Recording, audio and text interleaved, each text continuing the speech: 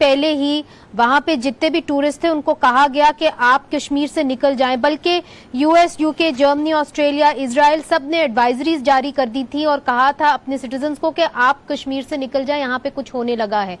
तो ये मामला जो था, क्या सबको सफारती तौर पे लोगों को इसका इल्म था? चूंकि हमने देखा है कि आज जिस किस्म के बयानात आए हैं कश्मीरी लीडरशिप से, कांग्रेस से, उन्होंने ये कहा है कि हमें तो यकदम ये बात सामने आई है और हमें ये मालूम नहीं था, पसे पर्दा ये सारी चीजें हुई हैं और बड़ी खामोशी से हुई हैं। जी मुनीज़ा,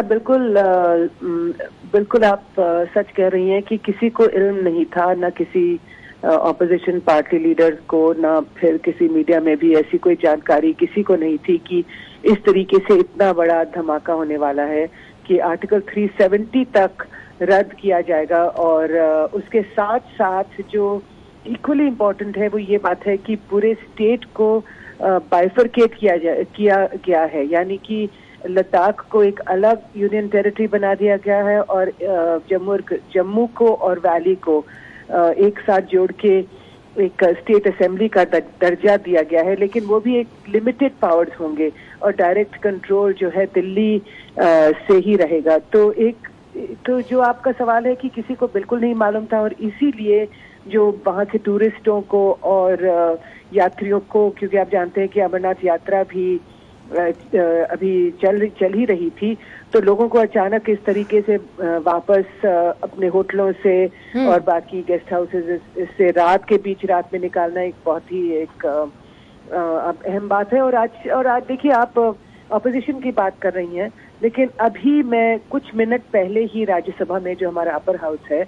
वहां पर एक बिल जो रीऑर्गेनाइजेशन ऑफ स्टेट्स है, वो जो है अभी ही पास हुआ है। और ये इसीलिए अहम है क्योंकि राज्यसभा में बीजेपी की मेजॉरिटी नहीं है, लेकिन कुछ बाकी पार्टियों ने, जो बाकी ऑपोजिशन पार्टियों ने, खास करके जो एक उत्तर प्रदेश की पार्टी है बहुजन समाज पार्टी, जो प्रो दलित पार्टी कहलाती है, या फिर साउथ इंडिया की 2 पार्टीज हैं, उन्होंने बीजेपी का साथ दिया है। तो एक ये डिवाइड एंड रूल वाली पॉलिटिक्स जो है अब सामने। मगर ज्योति, मुझे ये बताइए कि दिल्ली भी तो एक यूनियन स्टेट है, उसी तरह का उनके पास भी एक लेजिस्लेटिव असेंबली है, मगर दिल्ली और कश्मीर में जम्मू एंड कश्मीर में बहुत फर्क है। तो अब